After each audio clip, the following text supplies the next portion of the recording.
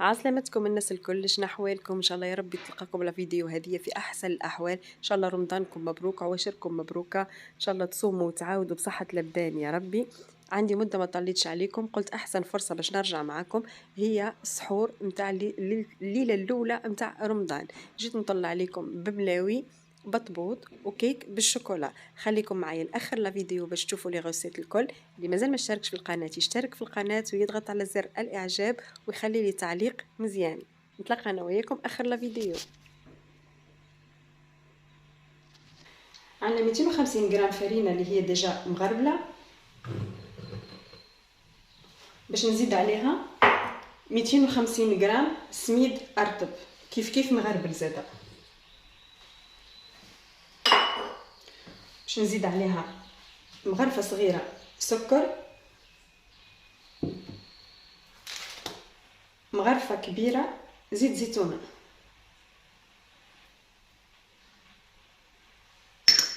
لهنا عندي الملح على حسب الذوق، وعندي ساشي خميره باش نحطها في الماء الدافي نخليها تتفاعل.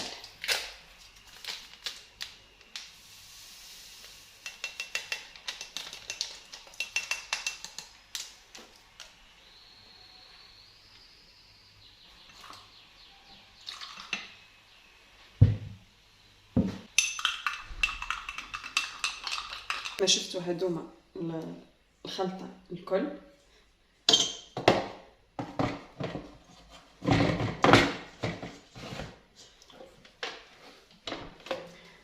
هذه الخميره بعد ما تفاعلت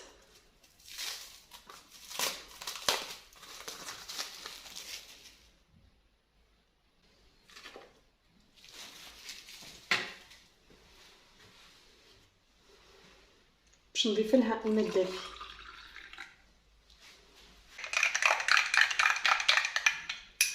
نشلل الكاس الخميره،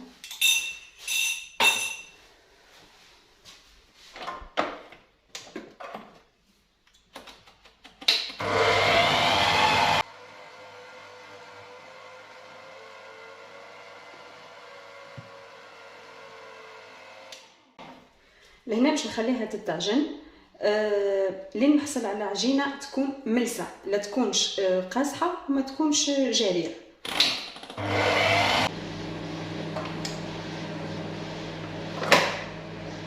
شوفوا معايا العجينه كيفاش مرخوفه.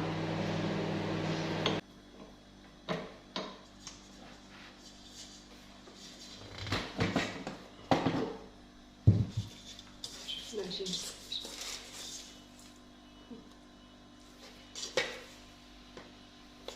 يدي دهنتها بشويه ديال الزيت، وغادي نهز العجينه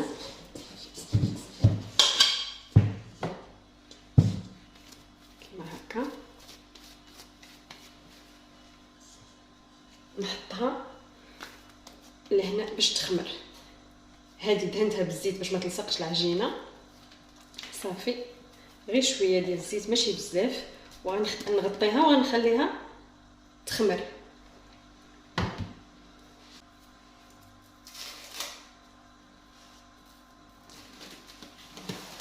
ودابا غندير انا وياكم العجينه نتاع المسمن. ما غاديش نغسلها حيت نفس الحاجات باش نعاود نحطهم تقريبا. فوالا كيف عندي 250 غرام فرينه مغربله،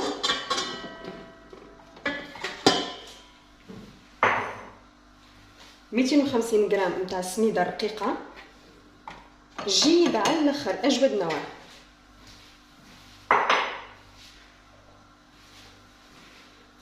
الملح حسب الذوق، اقل من مغرفه صغيره نتاع السكر.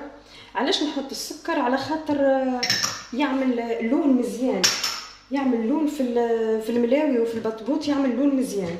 مغرفه كبيره زبده خرجتها من الصباح ولكن الدنيا بارده قعدت يابسه، دونك ذوبتها تو في الميكرووند، سمعتوني ندوب فيها. شطر باكو خميره نتاع جاتو، الباكو هذا فيه 10 غرامات، دونك باش نحط 5 غرامات. والشطر الاخر تو نقول لكم شنو باش نعمل بيه. مازلت باش نستحقوا الشطر الاخر، باش نستحفظ عليه، مازال حاجتي بيه. كيف باش نحطها تتعجن بشويه بشويه، ونزيد الماء دافي بالطبيعه، مش سخون برشا ومش بارد على الاخر، دافي.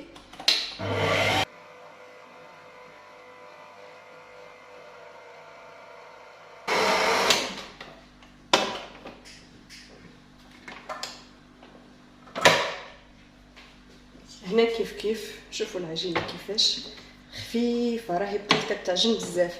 هذه بقات كتعجن تقريبا اكثر من تاع البطبوط.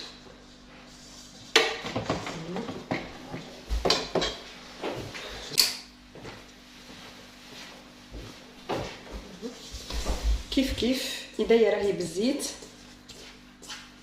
باش نهزها نحطها في حاجه هكا زاده. انا باش نحطها في هذه كيف بلا كيما نتاع البطبوط. باش نوريكم لحظه بركه. بسم الله. باش ندورها لهنا باش تولي كلها بالزيت. فوالا هاي تو ما عادش تتلصق ريتو خاطر الزيت مسها الكل. فوالا كيف باش نغطيها حتى هي ونخليها ترتاح.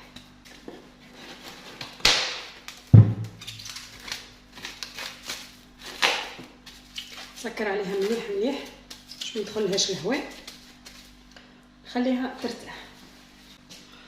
وتوا باش نبدل الراس هذا نتاع العجينه، نحط الاخر باش نحط هذا.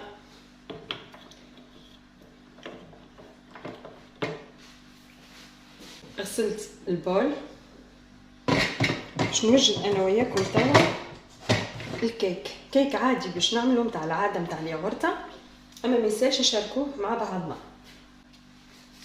اول حاجه باش نستعملوها باش نحط 4 كعبات عظم. بسم الله. هذه الاولى،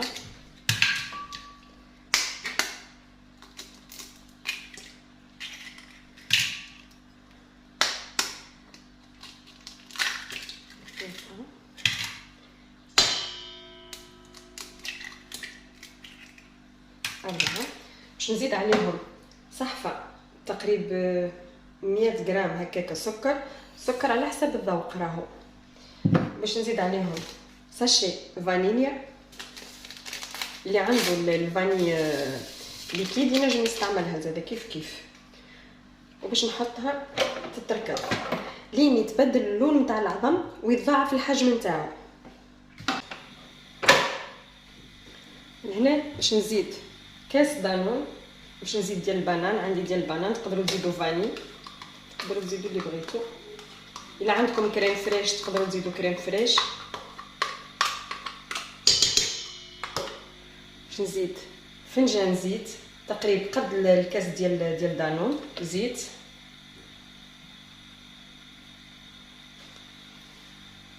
وباش نرجعها تتركب. بعد ما تخلطوا مليح لهنا باش نزيد تقريبا 3 مغارف كاكاو، الكاكاو المر نتاع الحلو، ونرجعها كيف. بعد ما تخلط مليح هاك الكاكاو المر، توا باش نزيد لهنا عندي 250 غرام فرينه مغربله بالطبيعه، مانيش باش نزيدها الكل، باش نزيد شويه بشويه وعيني ميزاني، خاطر فما فرينه تشرب كما ديما نقول لكم، فما فرينه ما تشربش برشا. دونك باش نحط شطر الكميه، وباش نحط معاها الخميره نتاع الجاتو.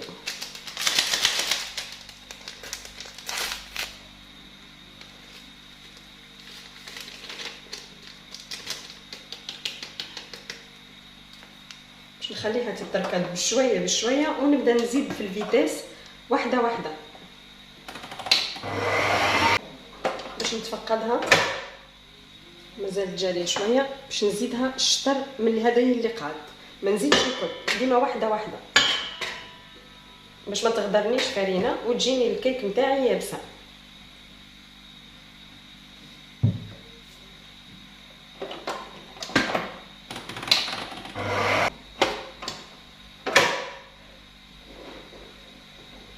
مانيش باش نستحق نزيد الكميه الاخرى.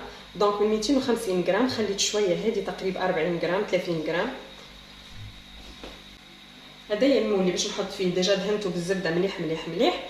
وملي بديت نخدم في الجاتو حطيت الفور يسخن من لوطه اكاهو. دونك باش نوريكم فرد المره، باش نصبها قدامكم باش تشوفوا التكستور نتاعها كيفاش.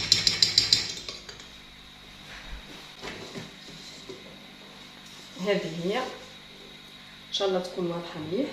شوفوا كيفاش ماهيش يابسه وزاده ماهيش جاريه. كيفاش باش نقول لكم، هاكم تشوفوا فيها من بعد ولات تتقطع العجينه، ريت الخليط يتقطع. باش نكمل نهبطو بسباتول توا باش نحطها في الفور. باش نبداو بالعجينه نتاع البطبوط اللي حضرناها الاولى. شوفوا ما شاء الله كيفاش خمرات. باش ندغازيوها، نخرجوا منها الهواء اللي فيها.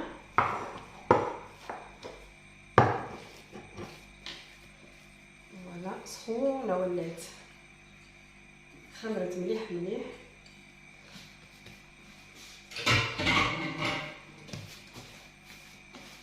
باش تشوفوني هكا ولا لا.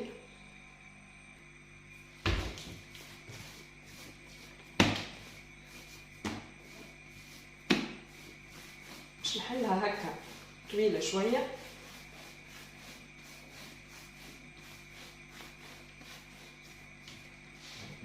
وباش نقصها على الكبر اللي حاجتي ليه.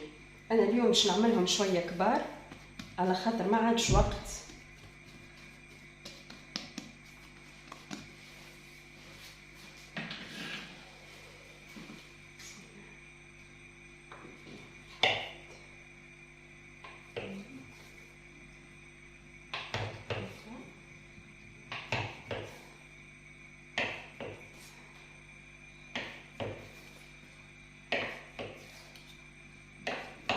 عطاني 9 كعبات.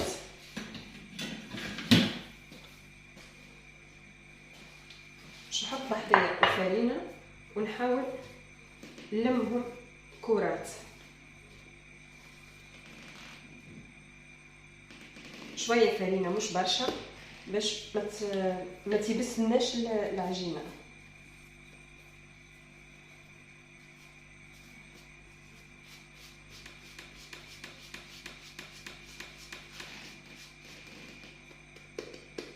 هكا بحجم هذايا باش نحطهم يرتاحوا. شويه فرينه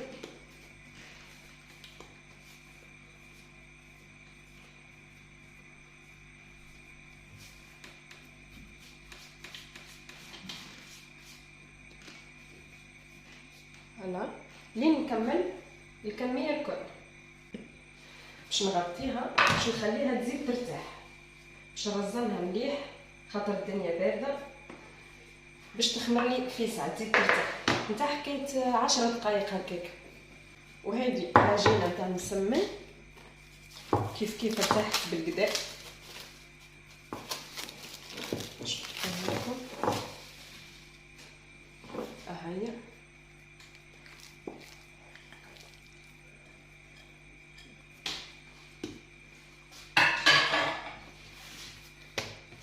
حتى هي باش نحلها كيما عملت في الطريقه نتاع البطبوط. باش نحلها هكا طويله شويه، ما نرققهاش بالطبيعه، تبدا كلها قد قد باش الكعبات اللي باش نقصهم يجوني متساويين. وهنا حضرت لها السميد الجويد اللي عجلنا به. حطيت هنا كميه وحطيت لهنا 2 مغارف زبده ذوبتهم في الميكرووند باش نخلطهم مع الزيت. باش نزيد عليهم زيت المائده تقريبا كاس. والشطر وش ترسى الشيء الخميره نتاع الكاتو اللي قلت لكم بكري، هذايا نخليوه راه باش نستحقوه، هذايا نزيدوه مع الزيت والزبده.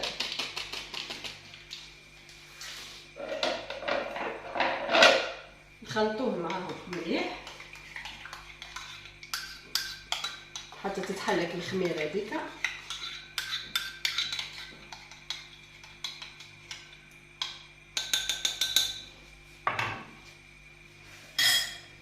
وتوا باش نقصوا كعبات المسمن نتاعنا كيف باش نعملهم كبار شويه على العاده. انا نزرب على خاطر ديجا كان لاحظتوا انا نحضر معاكم وانا مازلت بدبشي نتاع الخدمه، نزرب على خاطر ما عادش وقت. هوني ولاو يقصوا عنا الماء مع حكايه 7:30 هكاك يبدا الماء يقل، ماكسيموم 9 يبدا الماء تقص. دونك قاعده نزرب باش نحاول نحضر كل شيء ونغسل الماعون وكل شيء. كيفاش باش نعمل تو؟ اذا اول حاجه باش ناخذ شويه من الزبده هذه باش نحل فيها كعبه، باش نحاول نحلها رقيقه، نورقها مليح مليح. نعمل هدايا بالزبده باش تعاوني، نمشي من الجناب ونجبد.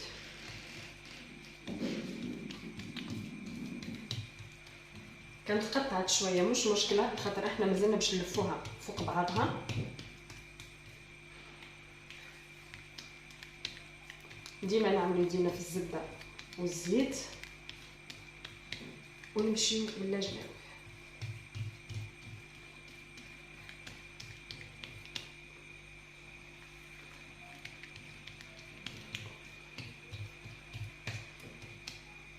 باش نثنيوها مربع بالشكل هذايا.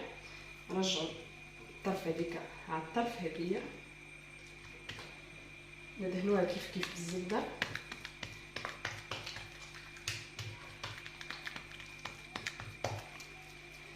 انا اليوم حبيت نعمل كل شيء هكا في الكبير باش نربح الوقت. من بعد نعمل هكا الفارينه سامحوني السميد ونجمعها الطرف هذيا على الطرف هذي كما الجواب هكا. نمشي للي بعدها كيف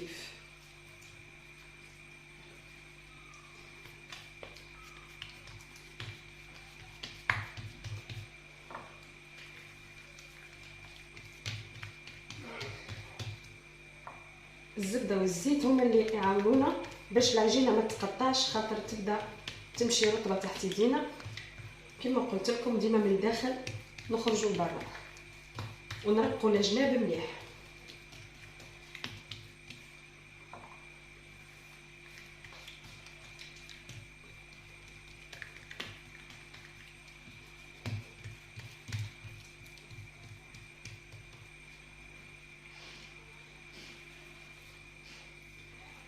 كيف طرف اللي من غادي معرفش واضح ولا الطرف اللي من هوني. ديما الزبده والزيت في يدينا، السميد رشه خفيفه مش برشا، نلمو الشطر هذايا نورقو بالطبيعه والشطر الاخر هكا.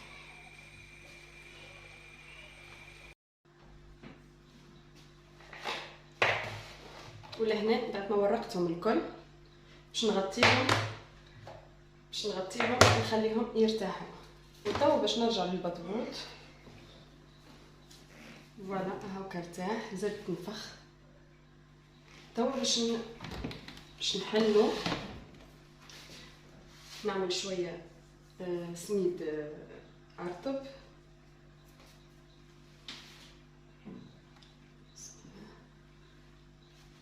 ونحلو. تنجموا تحلوا بيديكم هكا، تنجموا تحلوا بالقلقال.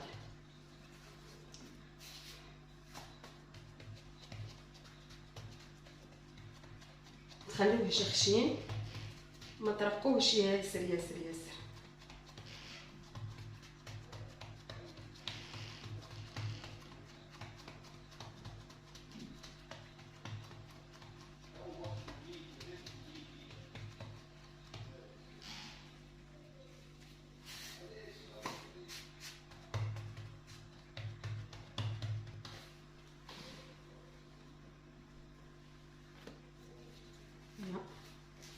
هيا باش نرجعها للطبق.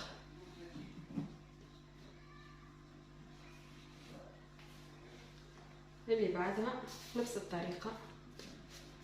وتو باش نبدا نورقهم، باش نبدا بالملاوي قبل، نخلي البطبوط يزيد يخمر، ندهن الرخامه نتاعي مليح مليح بالزبده والزيت، ونبدا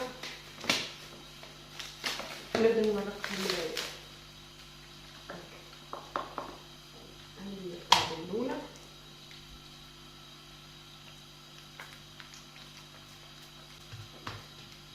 ونسيسها باش ما تتقطعش. نمشي مع الجناب كده هذا. كان حسيتها شايحه في يدي نزيد شويه زبده وزيت. هاك الخليط اللي عندي.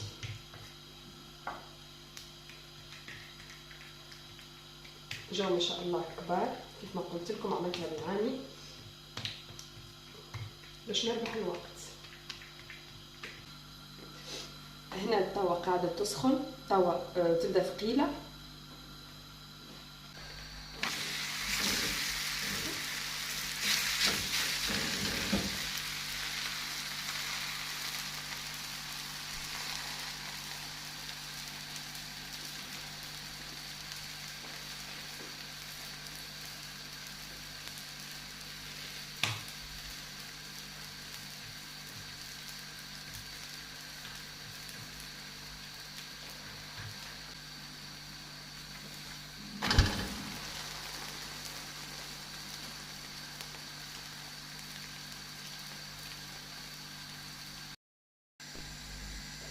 وهنا بعد ما خمر البطبوط حتى هو شعلت القلايات الاثنين باش نعاون بهم، القلايات الخفاف الطيفال ديال الكريب نتاع الكريب هما اللي باش نحضر بهم نطيب فيهم البطبوط. ما نحط لا زيت لا حتى شيء.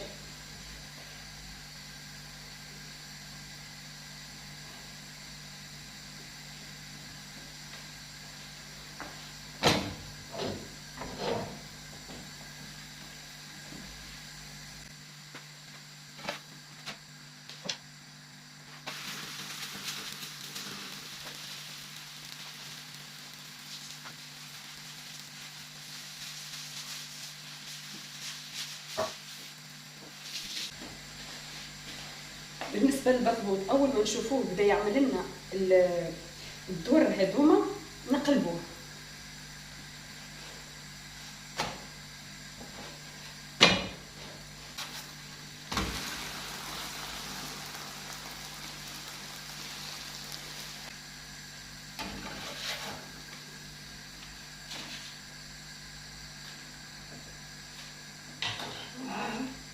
هذوما المسيمنات نتاعنا حضروا. وهنا باش نشارك معكم الكيك، بردت شويه هاي واحده لا مسقط لا شيء.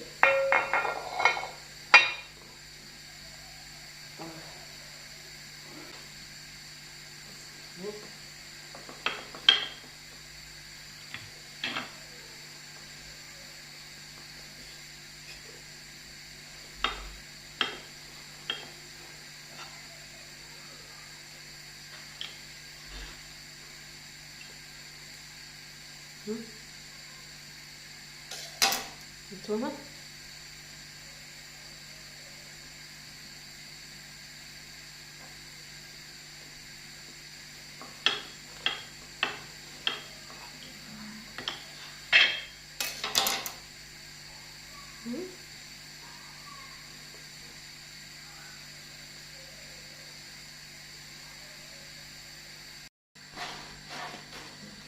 شوفوا البطبوط كيفاش تنفخ. خليني شوف ليتو شحال تنفخ. خلاص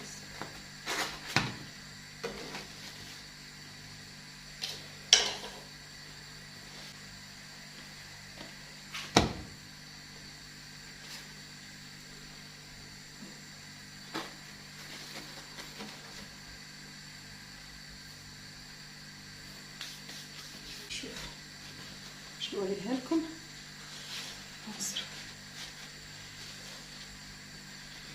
لقيتوها تبارك الله كيفاش من داخل.